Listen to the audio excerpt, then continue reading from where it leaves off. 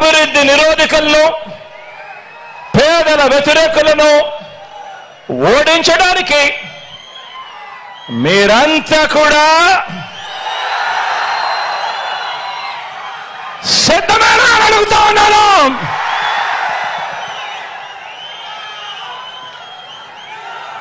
ఎన్నికలు జరగబోతా ఉన్నాయి. మరో 48 రోజుల్లో ఎన్నికలు జరగబోతా ఉన్నాయి.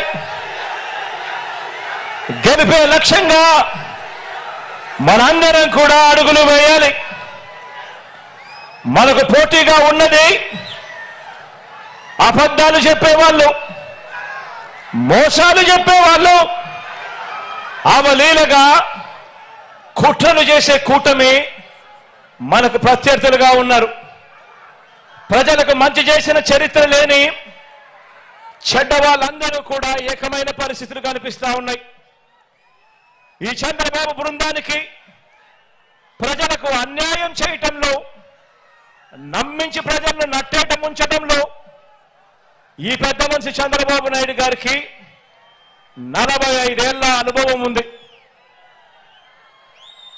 ఎందులో అనుభవం ఉంది అనంటే మోసాలు చేయడంలోనూ, అబద్ధాలు చెప్పడంలోనూ, వెన్నుపోట్లు పడవడంలోనూ, కుట్రలతో కుతంత్రాలలోనూ 45 ఏళ్ల అనుభవం ఉంది పెద్ద మనిషికి.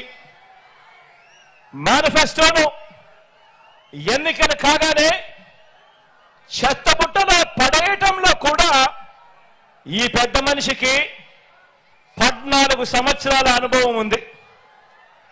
ఎన్నికలప్పుడు మాత్రమే మేనిఫెస్టో గుర్తుకొస్తుంది, రంగురంగుల కాగితాలు గుర్తుకొస్తాయి. ఎన్నికలు అయిపోతూనే చెత్తబుట్టలో పడేస్తారు మేనిఫెస్టోను. ఈ రకంగా 14 సంవత్సరాలుగా ప్రజలను మోసం చేస్తూ వస్తున్నారు. వీరికి కుట్రలు కుతంత్రాలే కాదు, మోసాలు వెన్నుపోట్లే కాదు, అబద్ధాలతో గోబల్స్ ప్రచారమే కాదు, కుటుంబాలను చీల్చటంలో కూడా బాగా అనుభవం ఉందని చెప్పి కూడా మీరందరూ కూడా చూస్తా ఉన్నారు. ఈ మధ్య జరుగుతా ఉన్న పరిణామాలు.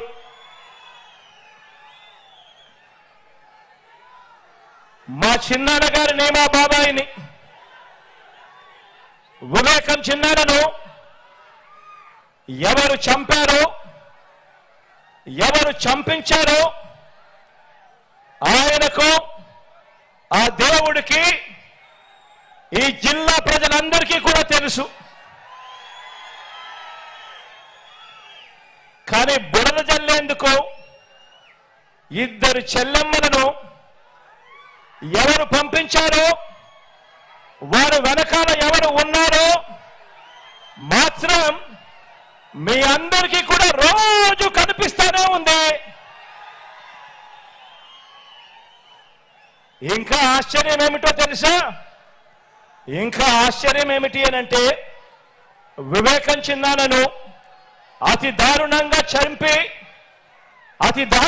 చంపి అవును నేనే చంపాను అని అతి హేయంగా బహిరంగంగా చెప్పుకుంటూ తిరుగుతా ఉన్న హంతకుడు, ఆ హంతకుడికి మద్దతిస్తా ఉన్నది ఎవరో కూడా మీరంతా కూడా రోజు చూస్తా ఉన్నారు.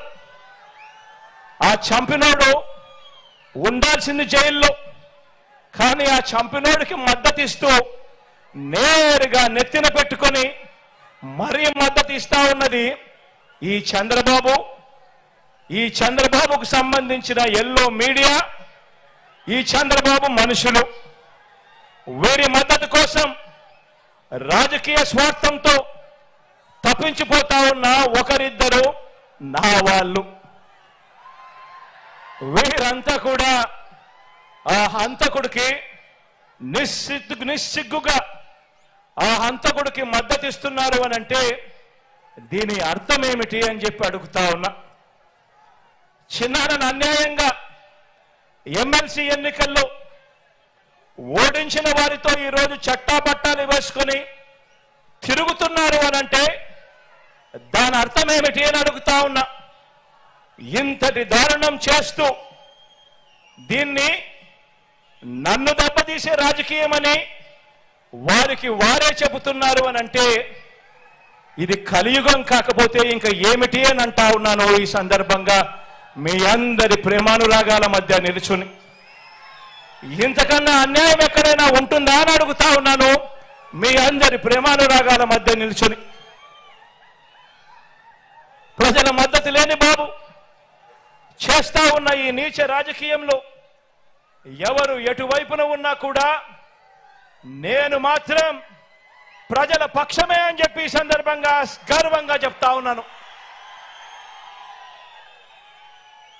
ఆ దేవుడు ఆ ప్రజలు వీరిద్దరినే నమ్ముకున్న ధర్మాన్ని న్యాయం వీటి రెండింటినీ నేను నమ్ముకున్నాను. ఈ రోజున నన్ను మనందరి ప్రభుత్వాన్ని టార్గెట్ చేస్తా ఉన్న వారికి ప్రజలకు మంచి చేసిన చరిత్ర ఎక్కడా కూడా లేదు. మనకు వంచిన చరిత్ర ఎక్కడా కూడా కనిపించదు. మనలో తేడా గమనించమని అడుగుతా ఉన్నా. వారికి మేనిఫెస్టో అంటే ఎన్నికలప్పుడు చెత్తబుట్టలో పడేసే డాక్యుమెంట్. ఎన్నికలు అయిపోయిన తర్వాత మేనిఫెస్టో ఇచ్చి కనీసం 10% వాగ్దానాన్ని కూడా నిలబెట్టుకున్న చరిత్ర వారికి లేదు. కానీ